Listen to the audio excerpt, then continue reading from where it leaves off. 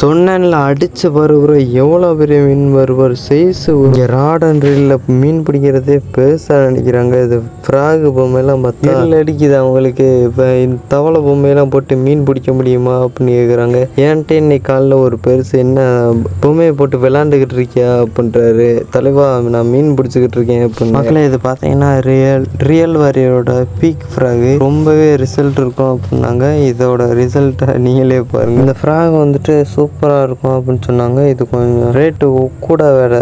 வண்டு ஃப்ராகை தான் என்னோடய ஃபேவரெட்டே. என்னோடய ஃபேவரெட்டை விட கொஞ்சம் ரேட் அதிகம் தான் இது. சரி வாங்கியாச்சு. வாங்கி நானும் ட்ரை பண்ணிட்டுருக்கேன். எனக்கு தெரிஞ்சு அவ்வளோவா ஒன்றும் தெரியல. ஆனால் இப்போ நம்ம ரிட்ரை பண்ணும்போது மேலே பபிள்ஸ் மாதிரி வருது, படன்னு அடிச்சுட்டு வருது. ஸ்பின்னர் வந்துட்டு கொஞ்சம் டிஃப்ரெண்ட்டாக இருக்கனால. ஆனால் இதில் பாருங்கள் தவளை மாட்டிட்டு வருது. சரியான தவளை காக்குலாக இருக்குது. சண்டாலாம் தவளை மாட்டிட்டு வருது. ஃப்ராக் பிடிச்சதுலாம் நம்மளுக்கு மேட்ரு இல்லை. அந்த ஃப்ராக் வந்துட்டு கத்திக்கிட்டு இருந்துச்சு. அது நினச்சாவே பயமாக இருக்குது.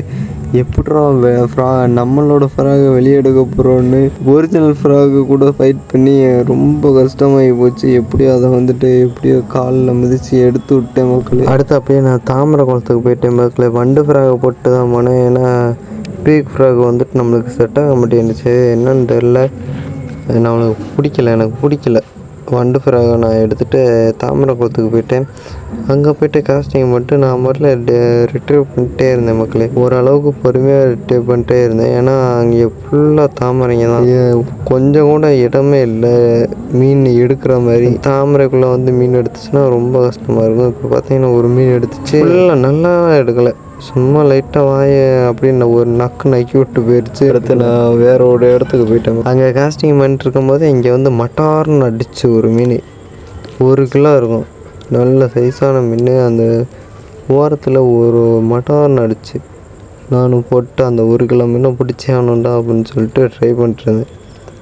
எப்படியே இழுத்து பார்த்தேன். என்னத்துக்கு வாய்ப்பே இல்லை. நீ வீட்டுக்கு போடா அப்படின்ட்டுருச்சு மீன். நம்ம யார் சும்மா விட்டு கொடுக்குறீங்களா? தூக்கி அடிச்சுட்டே இருந்த திருப்பி அதே இடத்துலையே நீ வந்து மாட்டி அவனை அடித்தா சரியான அடி. அவளை தூக்கி அப்படியே துண்டா நிமித்தனா அந்த இடமே அரண்டுருச்சு. இங்கே வேடிக்கை பார்த்துட்டு இருந்தவங்களாம் மிரண்டாங்க மக்களே. இங்கே வேடிக்கை பார்க்குறக்கு ஆள் இருந்துச்சு. இங்கே சும்மா உட்காந்துருந்தவங்க வேடிக்கை பார்த்துட்டு இருந்தாங்க. யாருன்னு தெரில எனக்கு.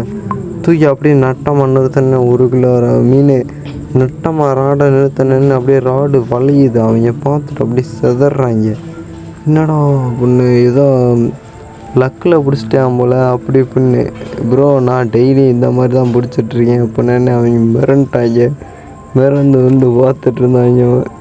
சரியான எக்ஸ்பீரியன்ஸுங்க இது. கொஞ்சங்க பயங்கரமாக இருந்துச்சு. அந்த வண்டு ஃப்ராகை பார்த்ததுன்னா இந்த மீனை வந்துட்டு முழுங்கிருச்சு. நான் இப்போ வண்டு ஃப்ராகில் வந்துட்டு ஒரு 3 மீன் பிடிச்சிருக்கேன். 3 மீனுமே ஃப்ராகெல்லாம் முழுங்கலை, வெளியே தான் இருக்கும் ஃப்ராகு. ஹூக்கு மட்டும் மூக்கில் ஏறி இருக்கும், வாயில் ஏறி இருக்கும்.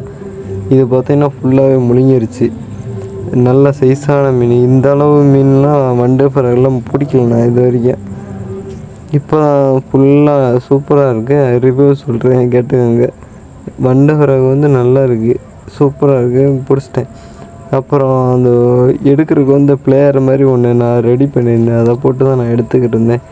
அதையும் எடுக்க முடியல, ரொம்ப கஷ்டமாக இருந்துச்சு. அப்புறம் ரொம்ப நேரம் போராடி வந்து எடுத்துட்டு வண்டு ஃப்ராக்லாம் பார்த்தீங்களா? வண்டு ஃப்ராக் நல்லா இருக்குது, ரொம்பவே ஒர்த்தாக இருக்குது. ஆனால் வேறு ஃப்ராக் வாங்கி வேஸ்ட் ஆக்காதீங்க காசெல்லாம். வண்டு ஃப்ராக் நல்லா இருக்குது. தண்ணியில் இப்போ சும்மா தாவலை சரியில்லாம் இல்லாத தண்ணியில் போட்டால் தவளை பொம்மை கொஞ்சம் உள்ளே போகிற மாதிரி இருக்குது. மற்றபடி ஒரு பிரச்சனையும் இல்லை.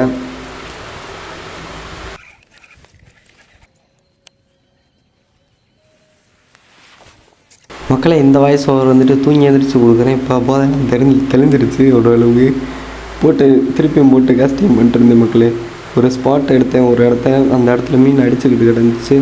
நானும் போட்டு எடுத்துகிட்டே இருந்தேன் மக்களே, பொறுமையாக எடுத்துகிட்டே இருந்தேன். பார்த்தீங்கன்னா நான் லொக்கேஷன் எடுத்த இடத்துல வந்து மீன் அடிக்கலை. ஆனால் கொஞ்சம் நேரம் கழித்து பார்த்தீங்கன்னா பக்கத்தில் வந்து மீன் அடிச்சு. பக்கத்தில் வந்து மீனை அடிச்சுன்னு எவ்வளோ நடக்குது நீங்களே பாருங்கள், எவ்வளோ நடக்குதுன்னு சொல்லிட்டு. பார்த்தீங்கன்னா மீன் அடிச்சிருச்சு. இழுத்தண்ணே மட்டார்னு வந்து நெத்தியில் அடிக்குது ஃப்ராகு. தண்டாளா என்னடா அப்படின்ட்டு அப்புறம் அப்படியே வீட்டை பக்கம் கிளம்பிட்டேன். நல்ல வேளை ஒன்றும் ஆகலை.